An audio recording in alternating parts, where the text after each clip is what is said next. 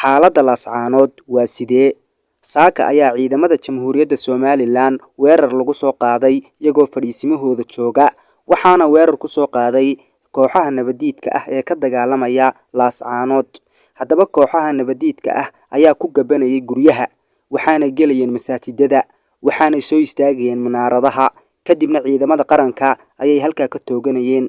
Haddaba kooxaha nabadiidka ah ee ku sugan Laascaanood ayaa qorshooyin badan sameeyay, waxaana ku gabanayeen guryaha iyo masaajidada, waxaana soo istaagayeen meelo qarsoon, waxaana ka tooganayeen ciidamada qaranka.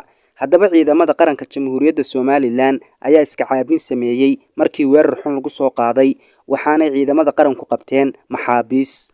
Haddaba sidaynu ognahay, odayaashii xuqaasha iyo salaadiinta ahaa ee ergada ahaa ee metelaya beelaha Jamhuuriyadda Somaliland iyo xukuumadda Jamhuuriyadda Somaliland, haddaba garaadada ku sugan Laascaanood way diideen inay odayaasha la hadlaan, nabadiina way diideen.